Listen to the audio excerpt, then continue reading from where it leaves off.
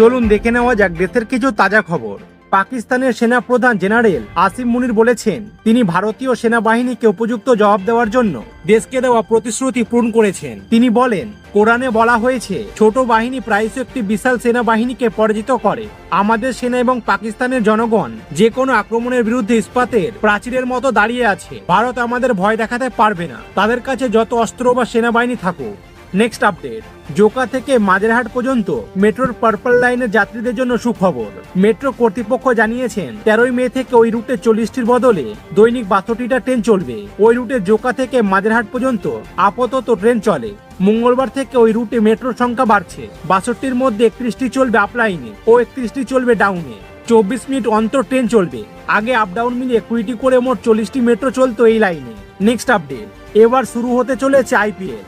ভারত পাক সীমান্তে সংঘর্ষের জেরে মাঝে কিছুদিন খেলা বন্ধ থাকায় সময়সূচি নতুনভাবে তৈরি করতে হয়েছে। পরবর্তী সেই সময়ও জানিয়ে দিয়েছে বিসিসিআই। ভারতীয় ক্রিকেট বোর্ড জানিয়েছে, 17 মে শনিবার থেকে আবার প্রতিযোগিতা শুরু হবে। ফাইনাল 3 জুন মঙ্গলবার। প্রথম কোয়ালিফায়ার হবে 29 মে বৃহস্পতিবার। এলিমিনেটর 30 মে শুক্রবার। দ্বিতীয় কোয়ালিফায়ার 1 জুন রবিবার। নেক্সট আপডেট, বাংলাদেশে আওয়ামী লীগের যাবতীয় কাজকর্ম নিষিদ্ধ ঘোষণা করে মোহাম্মদ ইউনূসের সরকার বিজ্ঞপ্তি জারি করল। বলা হয়েছে, 2009 থেকে 2024 সালে গণ অভ্যুত্থানের মুখে ক্ষমতাচ্যুত হওয়া পর্যন্ত আওয়ামী লীগ বিরোধী রাজনৈতিক দলের সদস্য ও ভিন্ন মতের মানুষের উপর হামলা, খুন, হত্যা, ধর্ষণের মতো কাজ করে সারা দেশে ত্রাসের সৃষ্টি করে। সেই প্রমাণ সরকারের কাছে আছে। সন্ত্রাস দমনের আইনে আওয়ামী লীগের কার্যকর নিষিদ্ধ করা হলো। নেক্সট আপডেট, মের শেষে উপকূলে আছড়ে পড়বে ঘূর্ণিঝড় শক্তি। 16 থেকে 22 মের মধ্যে পূর্ব ও মধ্য বঙ্গোপসাগরের কাছে তৈরি হতে পারে একটি নিম্নচাপ। 24 বা 26 মের মধ্যে সেটি ঘূর্ণিঝড়ে রূপান্তরিত হয়ে উপকূলে আছড়ে পড়তে পারে। তবে বাংলাদেশ ও পশ্চিমবঙ্গের বিস্তীর্ণ এলাকায় শক্তির বড় প্রভাব পড়তে পারে। প্রসঙ্গত, মে মাসে আমফান, আইলার মতো ঘূর্ণিঝড় দেখেছে বাংলা।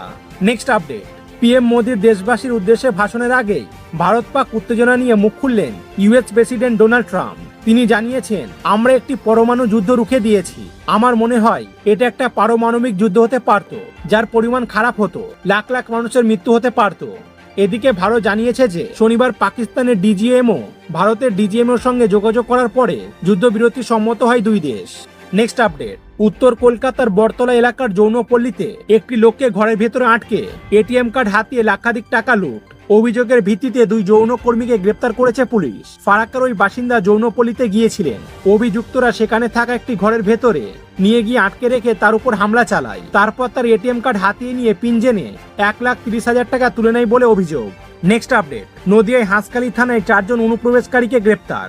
1 বছর আগে অবৈধভাবে ভারতে প্রবেশ করেছিল তারা। দালালের মাধ্যমে তারা বাংলাদেশে ফিরে যাওয়ার পরিকল্পনা করছিল। সীমান্ত এলাকায় ঘোরাঘুরি করতে দেখে পুলিশ গ্রেপ্তার করে। তাদের কোনো বৈধ কাগজপত্র ছিল না। নেক্সট আপডেট, গত মাস থেকেই গাঁজা অবরোধ করে রেখেছে ইসরায়েল সেনা। মানুষজন ঘরবন্দি, বাইরে চলছে গোলা বর্ষণ। ঘর থেকে বার হলে গোলাগুলিতে মৃত্যুর আশঙ্কা। এদিকে ঘরের বাইরে খাবার নেই, ওষুধ নেই, প্রয়োজনীয় পণ্যের অভাব। চারপাশে শুধু হাহাকার। এই জোড়া বিপদে নাভিসাব ওঠার অবস্থা গাঁজাবাসীর। মিডিয়া রিপোর্ট অনুসারে গাঁজায় প্রায় 5 লক্ষ প্যালেস্তাইন ক্ষুধার্ত। খাদ্য সংকট প্যালেস্তাইনিদের ঠেলে দিচ্ছে দুর্ভিক্ষের মুখে।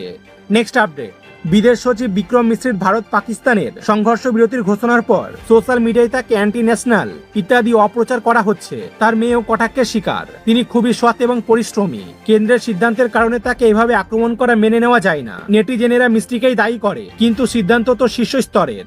নেক্সট আপডেট, 2023 সালের নভেম্বরে ইউটিউবার এলভিস যাদবের নামে সাপের বিষ পাচারের অভিযোগ ওঠে। এলভিসের নামে একটি এফআইআর দায়ের করা হয়। তার ভিত্তিতে চার্জশিট তৈরি হয়।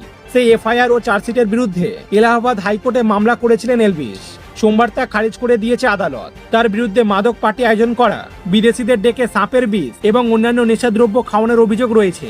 এদিন বিচারপতি সৌরভ শ্রীবাস্তরের বেঞ্চ জানায়, চার্জশিট এবং এফআইআর যাদবের বিরুদ্ধে যে অভিযোগ রয়েছে বিচারের সময় তার সত্যতা যাচাই করা হবে। নেক্সট আপডেট, লাল বলের আন্তর্জাতিক ক্রিকেট থেকে অবসর নিলেন বিরাট কোহলি। ফলে দেশের হয়ে আর সাদা জার্সিতে দেখা যাবে না ভারতের সর্বকালের অন্যতম সেরা ব্যাটারকে। সাদা জার্সিটা তুলে রাখার সিদ্ধান্ত নিলেন কোহলি। বিরাট কোহলির এই সিদ্ধান্তে আবেগতাড়িত হয়ে পড়েছেন ভারতীয় ক্রিকেট দলের সমর্থকেরা এবং তার অনুরাগীরা।